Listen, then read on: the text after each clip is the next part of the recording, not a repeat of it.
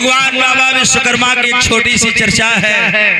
एक बेर को बात बा झर से गीत की शुरुआत हुई। झर कलाई दे बेटा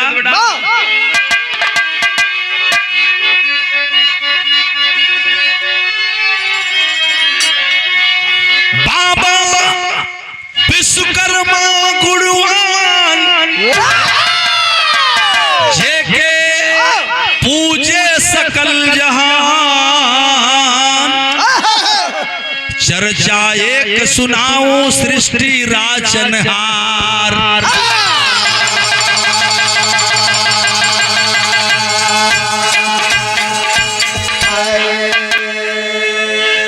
भगवान विश्वकर्मा के सृष्टि का मालिक कहल गई, दूसर का सृष्टि के रचयिता भगवान ब्रह्मा के कहल गई। एक बेर के बाद भगवान ब्रह्मा जी टहरत रहलन और बाबा विश्वकर्मा अपने कर्तव्य में लीन थे। कर्तव्य के प्रायण कर्मों के धनी इस दुनिया में तमाम लोग हुए।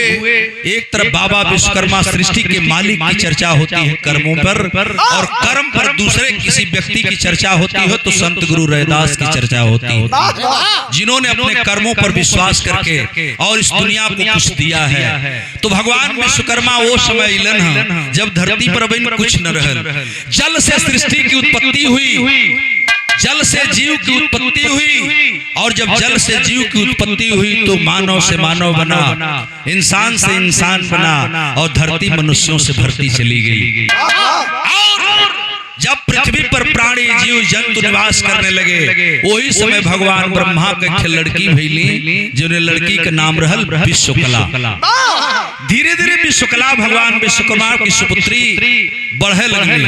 जब सयान होखे लगली, एक दिन भगवान विश्वकर्मा अपनी कुटिया से निकलन, हरबा हथियार लहले, कुछ बनावत रहलन बड़ा सुघर चीज, एकाएक विश्वकला पर नजर लग गई। आज जब नजर पड़ल तब भइल का बिरहा में तरजबा। कौन तरजबा बेटा?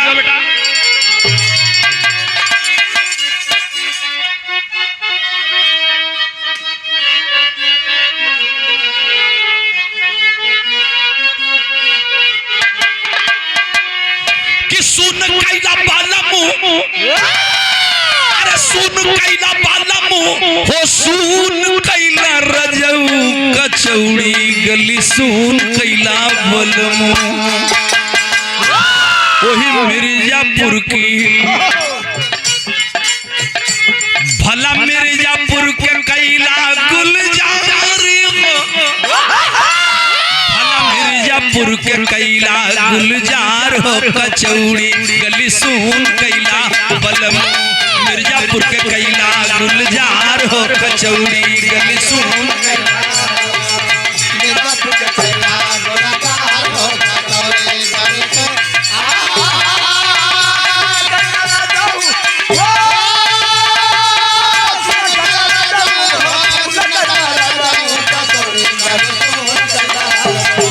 मिर्जापुर की कैला।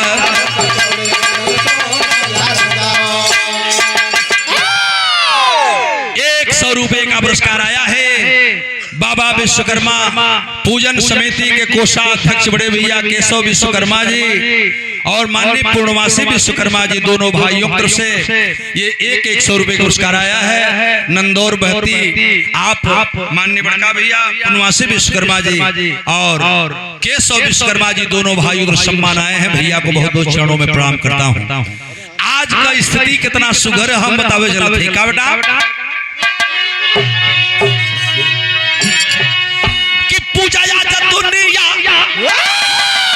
अरे पूजा जा दुनिया, वो पूजा जा दुनिया, जहनवा में पूजा दुनिया। साहेब भइल विश्वकर्मा जी महान हो, यह बाबा विश्वकर्मा जी महान हो। पंचो बाबा विश्वकर्मा जी महान हो, जहनवा में पूजा आज दुनिया। बाबा विश्वकर्मा जी महान हो, जहनवा में पूजा बाबा विश्वकर्मा जी महान हो,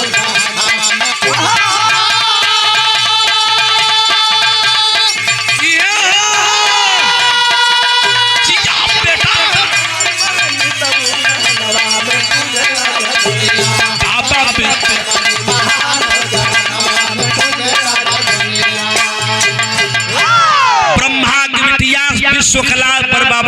विश्वकर्मा की नजर पड़ी और सृष्टि के मालिक चूंकि वो भी देवता तो थे, सर्वोपरि देवता थे जिनकी कोई गणना नहीं है, लेकिन कहानियों में, किताबों में, ग्रंथों में तमाम तरह का चर्चा होती रहती है। मैं बहुत बातें करूंगा तो लंबी बातें होंगी, तमाम कथाएं मिलती हैं। इनके जीवन से जुड़ी एक छोटी सी घटना है। भगवान विश्वकर्मा के विश्वकला पसंद हो गई। ये बात धीरे धीरे नारद मुनि के माध्यम से बाबा विश्वकर्मा का चर्चा ब्रह्मा तक पहुंच गई।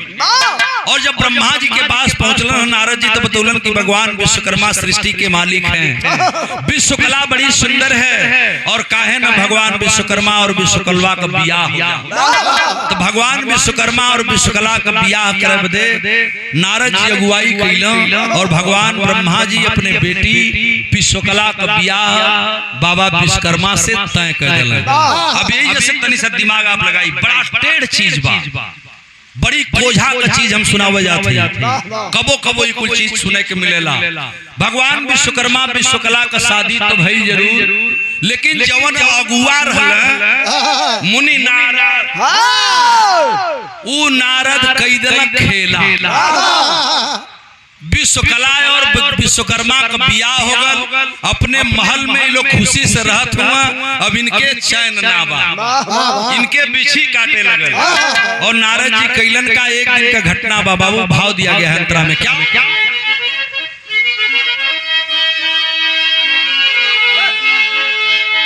बा उठा के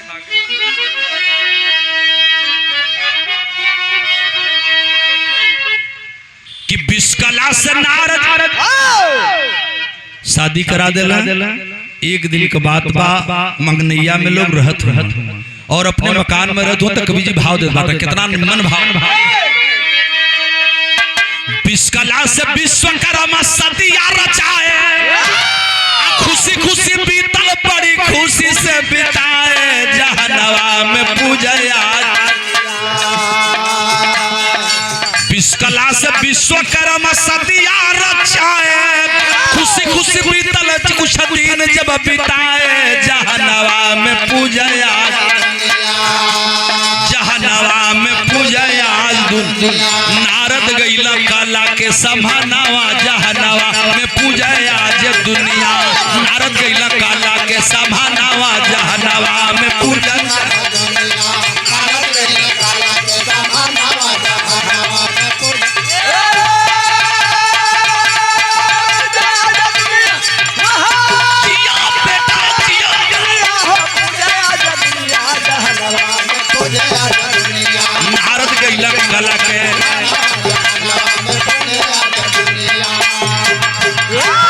भगवान विश्वकर्मा की धर्म पत्नी माता विश्वकला बड़ा अमन चैन से अपने कुटिया में बैठे रही। बाबा विश्वकर्मा कहीं काम करते हुए, भगवान विश्वकर्मा कहीं अपने काम में मस्त हुए, इनके कोनो चीज से लेवा देवे करना बा। मुनि नारद अइला है अगुआ महाराज और गइला विश्वकला के लग कहो इतना अस्थिर से बैठल हो, कुछ तो के मालूम बा। विश्वकला कली का बात बा, कल के तू कुटिया में बैठ के आई रोटी बेलत हो, आ बूढ़ा विश्वकर्मा जी तहार मालिक खेला करत हुआ, तनको तो के बुझात है। विश्वकला कली कि हमार मालिक खेला करत हुआ। हे मुनि नारद जी काहे तोप के बतावत बा, तनी के खोल के काहे न बताईता। त नारद मुनि विश्वकला से कहला कि विश्वकर्मा और विश्वकला का बड़ा प्रेम का जोड़ी बा, तनी से में अब लकड़ी खेले के चाहिए। तब विश्वकला से नारद मुनि काने में कहत हुआ, अब बड़ा प्रेम से काने में कहलन का कहलन, तनी हई देख।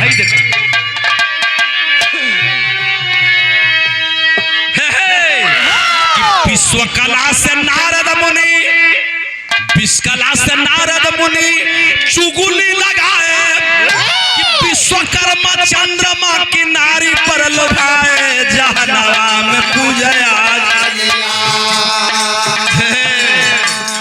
ए देवी तू महलिया में बैठल हो, तो के मालूम है तोहर बुढ़ऊ का करत हुआ। विश्वकला कहली हमार बुढ़ौत बड़ा निक हो, कुछ करल नहीं। कहला कि नहीं तू घर में हो, आज जब ये निकल के जाला कहीं काम पर तो तू नजर रखलू तो के कुछ जानकारी हो। कहला का बात बा? तब बतावत हो नारद जी कि सुना सुना हम असली बात बताओ तनी। का बतौला ना नारद जी? विश्वकला से नारद मुनि चुगली लगाए कि विश्वकर्मा चंद्रमा की नारी पर लुभाए, जहनवा में पूजे आज हो, जहनवा में पूजे आज भैया रूस करके पंचो रूस करके भगली जननवा, जहनवा में पूजे आज दुनिया रूस करके भगली जननवा, जहनवा में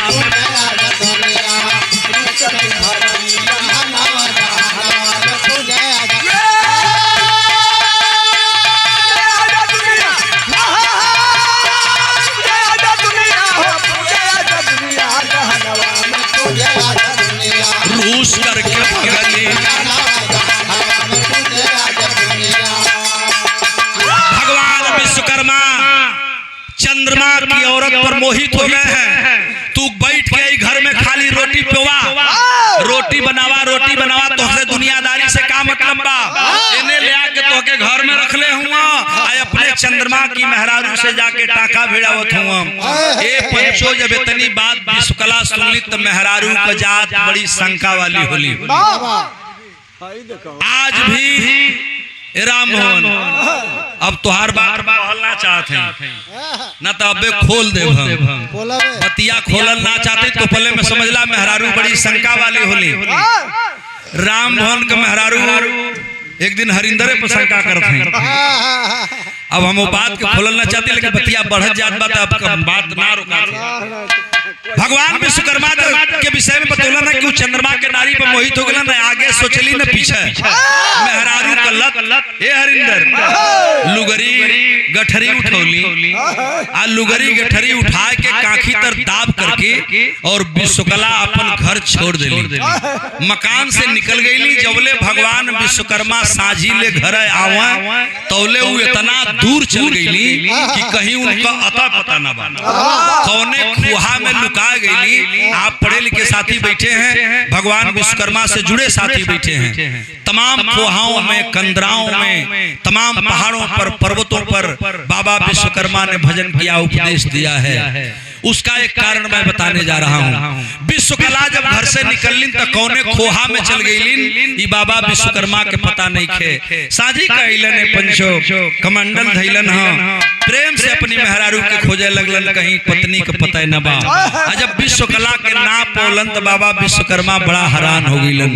एक दिन, 2 दिन, 4 दिन खोजलन, 5 दिन खोजलन, लेकिन बारे कला के धनी कलाकार बाबा भगवान विश्वकर्मा खोजते खोजते जब परेशान हो गए तो कैला का तनी हाई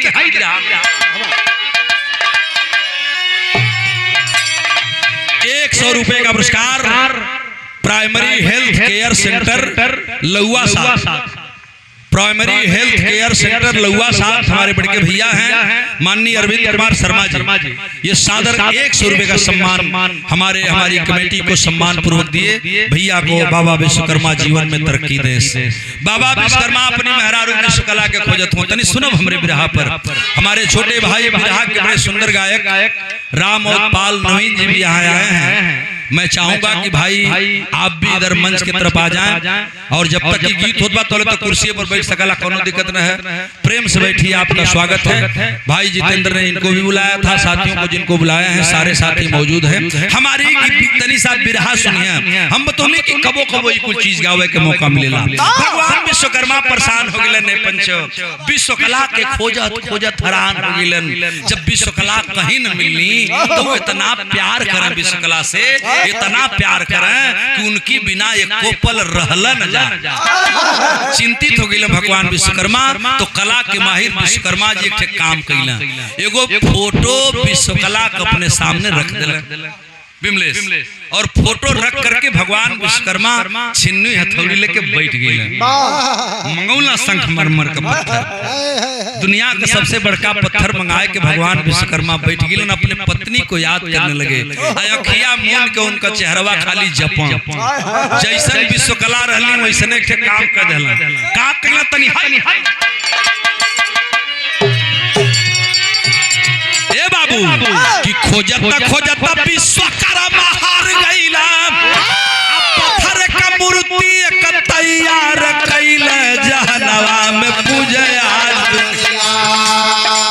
चारों तरफ भगवान विश्वकर्मा अपनी पत्नी विश्वकला को खोज रहे थे, कहीं जब पत्नी का पता नहीं चला मेरे बाबूजी। बाबा विश्वकर्मा घर में बैठ करके विश्वकला के तरह का एक फोटो रख के आ उनहु से सुघर एगो मूर्ति बना देला, जौने में विश्वकला लौका लगली। अब भगवान विश्वकर्मा विश्वकला के रूप में एक मूर्ति तैयार कैला, और मूर्ति तैयार करके वही मूर्ति के यहाँ बैठ के हम बतौली कि इतना प्यार रहल, इतना दुलार रहल कि वही मूर्तिया के लगवा बैठ के और अपने पत्नी विश्वकला का याद करा। और जब याद करा तो कहाँ का तनी भाव कि खोजता विश्वकर्मा हार गईला, पत्थर का मूर्ति एक तैयार कैला, जहनवा में पूजया, जहनवा में पूजया। तौले उहे नारद गईला काला के समानवा, जहनवा में पूजया आज दुनिया। नारद गईला काला के समानवा,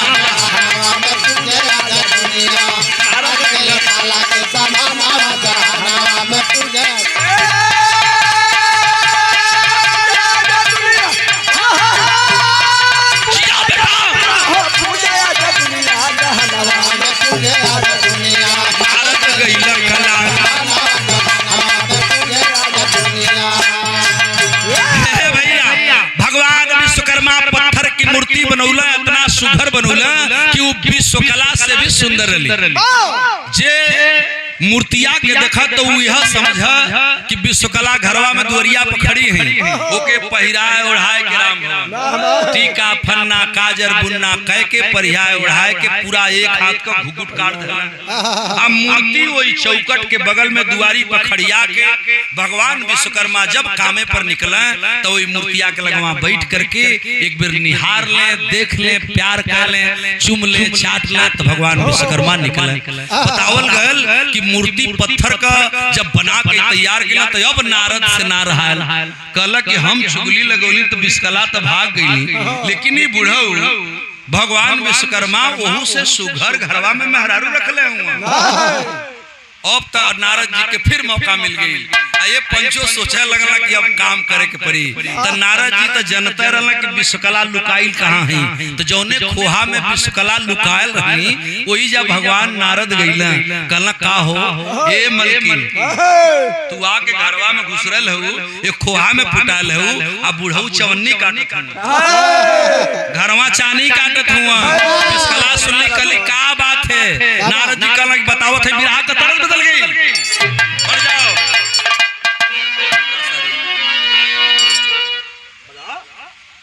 बहुत बहुत प्रणाम साहब को। यह तर्जबा कि छपरा सहरिया से चलली दुई बहनिया उठवा रंगल हो रहले,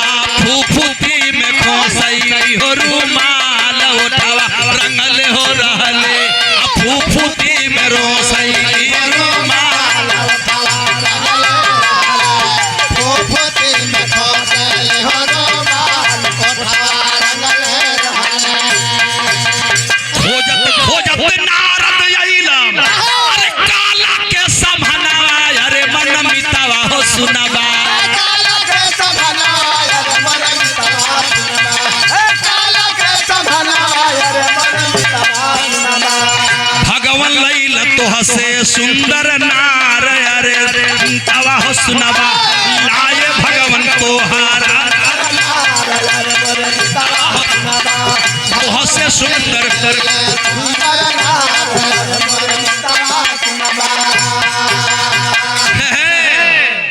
तू यहाँ आके बैठल हो आ तोहके खोजत खोजत बुढ़ऊ पर इतना भूत चढ़ल कि भगवान विश्वकर्मा दूसर बियाह कर लेलन अब मेहरारू जब ई सुन ले ये पंचो इतना दिन हमन बैठे ले अपन मेहरारू ई सुन ले कि हमार मौरत दूसर मेहरारू रख ले बा तो का चिरले लोहू ना रुकी ये पंचो बर्दाश्त न हुई विश्वकला के आग लग गई हमरा रहते भगवान विश्वकर्मा दूसरा से बियाह कर सकल है नारद जी गलत बात ये ठीक न बा ये तू गलत बतावत हुआ गलत बात बा कल की गलत अगर हम बतावत है तो तारा के विश्वास नहीं के हो तो सुना हमार बात पहले का कहलो ना चुगली लगावत हो ना भाव दे कि नारद मुनि विश्वकला से चुगली लगाए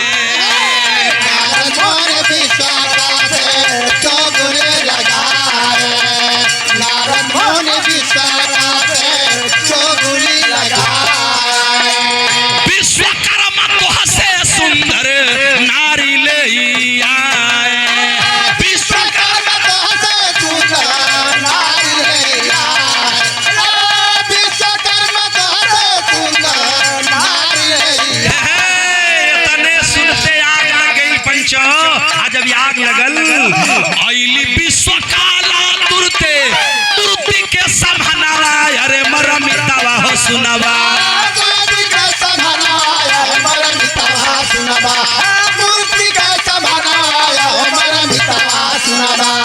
जरे लाही अरवा बरी यार अरे मोरे मितावा हो सुनवा जरे लाही अरवा बरी यार अरे मोरे मितावा सुनवा जरे लाही अरवा बरी यार अरे मोरे मितावा सुनवा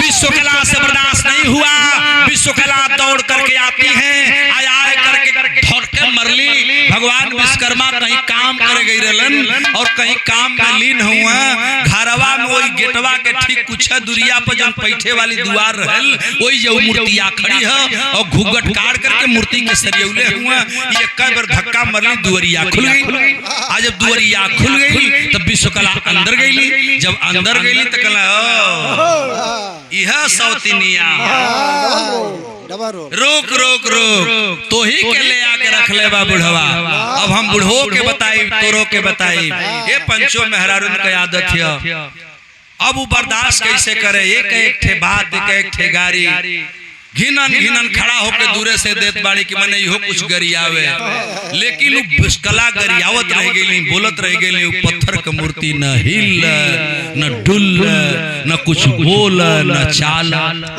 बड़ी घमंडी बा विश्वकला कहली कि तब बड़ी खाखबा हो हमरे मर्द के रखले भी बा बोलतू नहीं ये बोलतू नहीं खा इतना खाखबाई मेहरारू कितना खाखबा कि हमरे मर्दे के फंसा भी लेलस और बोलत भी न बा अब विश्वकला और गुस्सा में हो गई आज जब गुस्सा में हो गई पंचो तो देखा बिरहा हम तनी एक झटका में दहल चाहत बड़ी ये लिखे और साथी बैठे हैं तुम हम तनी सा आपके झटका में कहानी बताओ बड़ी ना बर्दाश्त भइल विश्वकला से और विश्वकला गुस्सा में कैली ढका पुनः वही अंतरा लगी कैसे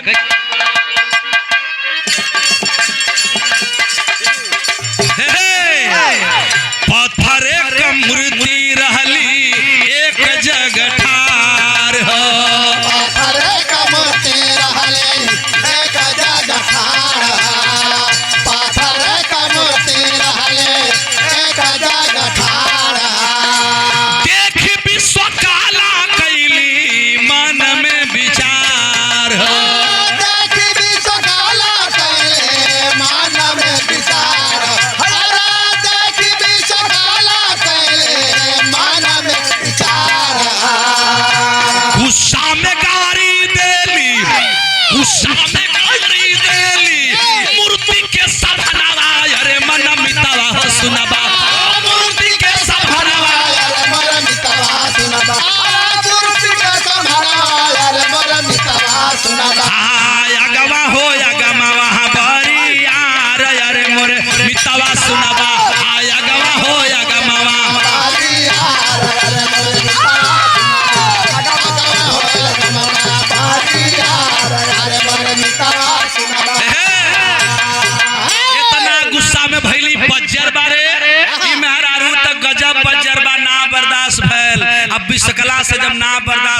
बोलबी तो बोल न तब हम पाही लगाई गुस्सा में छिन्नी थौड़ी उठाई गुस्सा में छिन्नी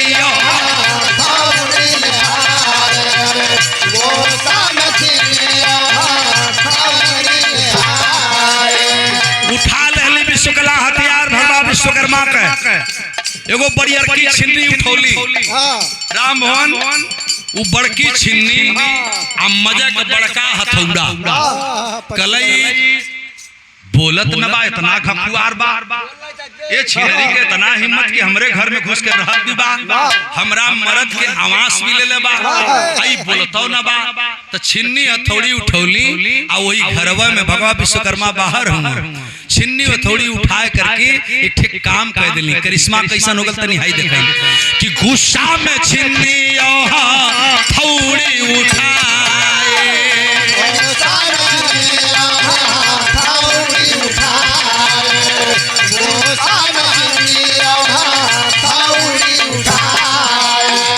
जहाँ रहली मुर्गी दिहली पेट में घुसाई पेट में घुसाई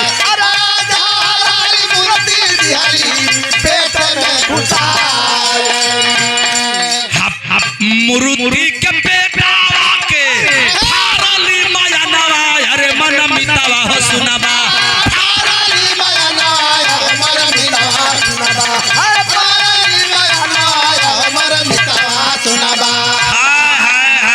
हाय पंच ए हमरे बिरहा सुनने वाले पंच गोसाई छिन्नी हथौड़ी उठाए के बाबा विश्वकर्मा की बनाई उस मूर्ति को विश्वकला ने मारा और वही पेटवा पर लगा के कली की इतना घकुआर ना बोलत है तो पेट पर लगौली आ एक बेर से हथौड़ा मरली वो पत्थर का मूर्ति फट गई आज जब पत्थर का मूर्ति फटल पंचो तो एक गजब चमत्कार भयल है आज जानते हैं पेटवा जब फटल तो बहुत बड़ा गजब चमत्कार हो गया और चमत्कार कैसन भल बिरहा के गीत बदल आखिरी बिरहा के तर्जमा ई बिरहा के आखिरी तर्जमा कौन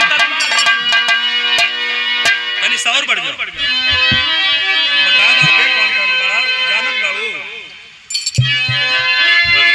कौन गीत बा कि काहे बारू तना उतिराई सुगिया ए हरकेश काहे बारू तना उतिराई सुगिया हम जब लड़का रही तो हमरे जनपद का सरताज स्वर्गीय बड़के भैया बेचन भैया जब बेचन राजभर के बिरहा सुन लियो के याद हुई रामलाल भैया बैठल हुए रामपुर का प्रधान हुआ रामपुर चांदपुर आदमपुर के ये भी बिरहा के अच्छे गायक रहे हैं हमसे भी बिरहा संयोग से दो एक बार भइल बा बेचन भैया गाँव हम लड़का जब रही तो अक्सर वो साथे जाई कुछ सिखल जा कुछ गजावल जा कुछ बतावल जा कुछ गावल जा अपने में भाई से बड़ा प्यार रहले पंचो भैया नहीं है उनका जवानी रहा तो कि काहे बारू तना उतिराई सुगिया काहे बारू तना उतिराई सुगिया अगवन क दिन नियराई सुगिया कहीं कहीं पहले मर्दी मर्दा बिरहा हो कुछ दिन के बाद लेडीज आ गई तब मर्दे मेहरारू का बिरहा होखे लगल आज जब रामलाल भैया मर्दे मेहरारू का बिरहा होखे लगल ता वो समय लहुअल होखा आजकल तहर के बाबू नचौल होता लेकिन पहलवा गीत पर गीत बिरहा पर बिरहा लड़ौल होखा चढ़ौल होखा तो वो गौला बेचन भैया के काहे बाड़ू इतना उतिराई ये सुगिया गवना के दिन नियराई ये सुगिया तो जौने लेडीज से बिरहा होत रहल हम मंच पर बैठल रही नाम न बताई कान धर के पंचो बतायो थई सच्चाई वो लेडीज के तरफ इशारा कह के गौला ये लेडीसिया का नंबर आल तो एक लाइन कहले रहल जानत हो मिलेस तो का जन्मे तोर जन्म कहिया कबा एकर जन्म ना भल ई त अपन भीतर रहली ओई मूर्तिया के भीतर आई है रह भैया फटल तो यही ना बाबू बतावल गई कि बेचन भैया जब तर्ज गेलन हम ओई में लेडीज पर लेडीज लहाय के गल में का रहल कि जानी कर हम से बरी आई ए बचवा जानी कर हम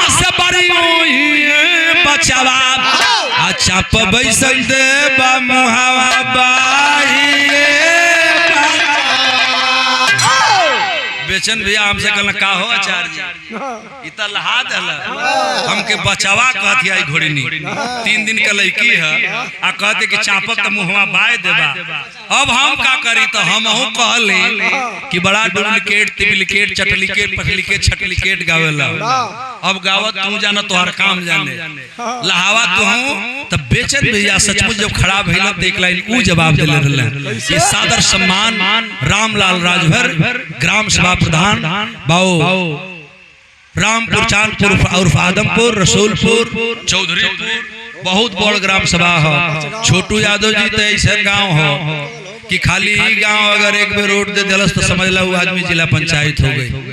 पूरा मर्यादपुर लड़ के हमन का कहले रामपुर अगर एक तरफा वोट देला तो हो जा लोग पंचायत जिला पंचायत। लेकिन अब टूट गइल बा, मिशन टूट गइल बा।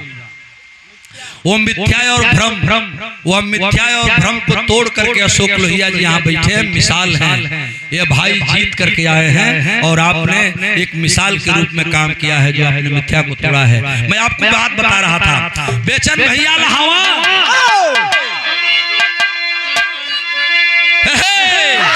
कि जानी करिया हमसे बड़ी आई है सुगिया, अरे जानी करिया हमसे बड़ी आई है सुगिया। बड़ा टेढ़ लाइन कह दिले रहले, बड़ा टेढ़ लाइन कहला हरिंदर हम कहलना चाहत लेकिन अब भैया कहले रहला हमार मंचो कोनो दोष ना कहले रहलन कि जानी करिया हमसे ढिठाई पुछिया त तोहरो गड़ा सायाज पिटाई ए पुछिया तोहरो गड़ा सायाज पिटाई ए पुछिया तोहरो गड़ा सायाज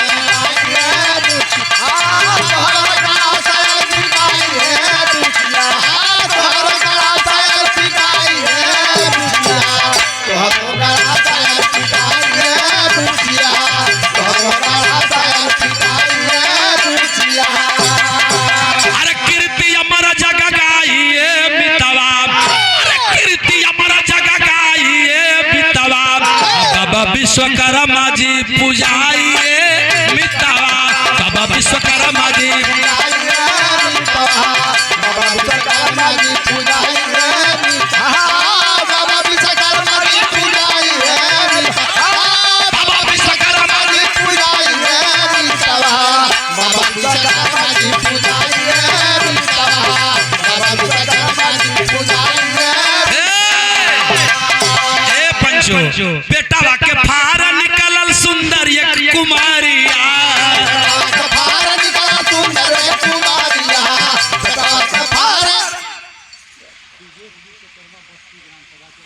भाई मोड़ करिया बिरहा गजब होगा। विश्वकला जब वही मूर्ति पे पेट पर मरलिन है पेटवा फाटल पंचो, आज पेटवा फाटल तो लोग बतावल कि पेटवा के फार निकली सुंदर एक कुमारिया,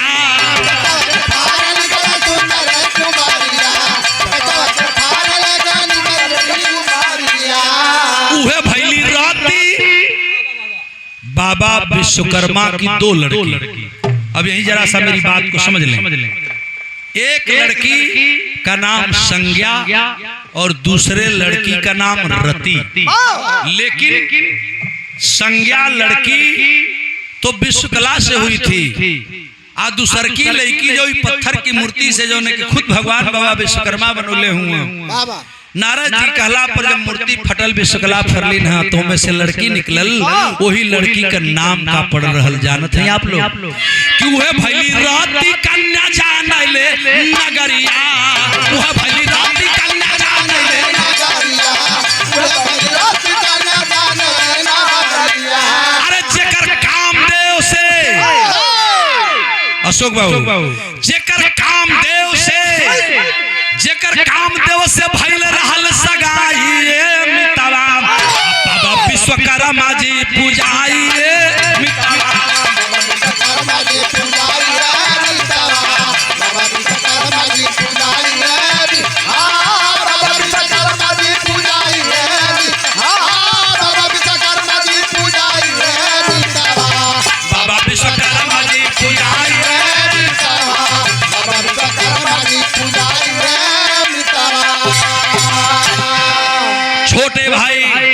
बिरहा के बहुत बड़े सिंगर और मैं वही रति की बात कर रहा हूँ जौना रति का बियाह कामदेव जी से भई रहे।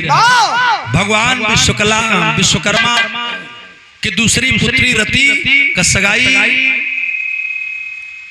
कामदेव से भई और संज्ञा जौन दूसरी लड़की रहल ओकर बियाह सूर्य से भई। तो हमार विश्वकर्मा समाज के लोग बतावल कि भगवान सूर्य के यहाँ जब संज्ञा गईलिन बड़की लड़की बियाह के तो भगवान सूर्य का ताप बड़ा तेज रहल, उनके तेज के सह न पावा, बड़ा परेशान जब संज्ञा हो गई तो भगवान विश्वकर्मा के लोग विषय में बतावल, विश्वकर्मा समाज के भैया लोग बतावल कि अंत में सूर्य को बुला करके और भगवान विश्वकर्मा ने अपने खरात पर चढ़ा दिया और खरात पर चढ़ा करके अपनी पत्नी से ताप को अपनी पत्नी भगवान विश्वकर्मा अपनी बेटी को ताप से बचाने के लिए सूर्य देव को खरात पर चढ़ा करके उनकी गर्मी को कम किया था। वही के बाद रति कन्या का बियाह भई कामदेव से जिके दुनिया जाने ले। बाबूजी भगवान विश्वकर्मा की कथाएं तो तमाम हैं। आइए मैं चलता हूँ आगे की तरफ। बिरहा का आखिरी लाइन हो गल बा और वही रति कन्या का शादी भई जिके दुनिया का संसार के लोग जाने लन। दोनों बेटियों का परिचय दिया गया, ये पारिवारिक परिचय रहा। वही भगवान विश्वकर्मा इस दुनिया के मालिक बने, सृष्टि के रचयिता बने और दुनिया में पूज्यमान हुए। तो बिरहा के आखिरी गीत लग गई। कौन गीत बाबू? विश्वकर्मा सबके तरक्की दे भैया हो भैल का तनी देखा वही जब भाव दे दिहल गल। बिरहा के आखिरी में तर्ज लगे। कौन गीत लगा?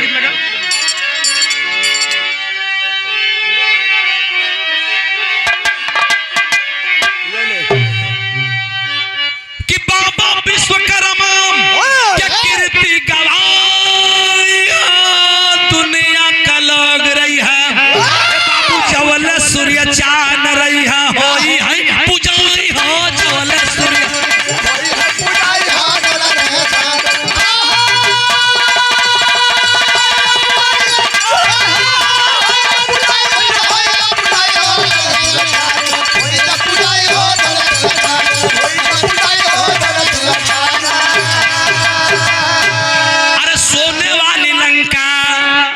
वही सोने वाली लंका के बाबा जी बनाए हमारे छोटे कि सोने की महलिया को विश्वकर्मा बनाए, सुदामा की झोपड़ी को महला बनाए।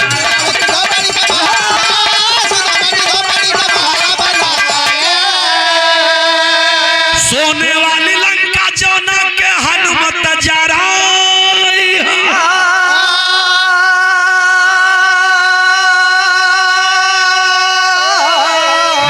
सूर्य चांद रही है। अरे जवल सूर्य चांद रही है कीर्ति गवाई हो जवल।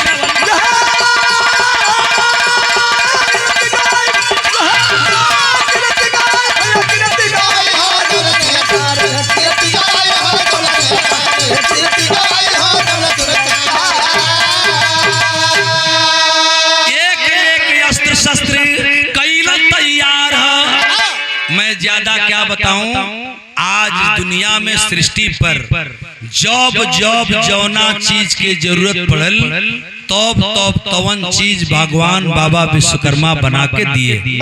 लोग बताने वाले यहाँ तक बताते हैं कि आज जो सुई से लेकर के हवाई जहाज आसमान में उड़ रही है यह बाबा साहब बाबा विश्वकर्मा बहुत पहले ही बना चुके थे। आप लोग सुने होंगे रामायण में राम काल में पढ़ावल जाला कि राम पुष्पक विमान से जात रहलन। जवन आज हवाई जहाज उड़त बा भगवान विश्वकर्मा ऐसा जहाज बनौले रहलन हरिंदर कि बिना तेल से चले। इतने ना आज की जहाज में सीट तय बाकी में 50, 200, 100 आदमी 150, 200 आदमी बैठी हैं। आप पुष्पक विमान बाबा विश्वकर्मा ऐसा बनल ना कि उनमें जितने लोग बैठा उतना बढ़ा, जितना लोग बैठा उतना बढ़ा और सिटिया बढ़त जा। उसी पुष्पक विमान की रचना बाबा विश्वकर्मा जी किए थे जो आज हवाई जहाज बनी है। तो सुई से लेकर के जो हवाई जहाज दिखाई दे रही है ये सारी बाबा विश्वकर्मा की देन है। दुनिया के मालिक बाबा विश्वकर्मा को लिए आखिरी लाइन है। हमरा मुड़ा डाड़ के धरती से फैल के अस्त्र शस्त्र कैला तैयार हो आ सृष्टि चयन में बाबा भैला मददगार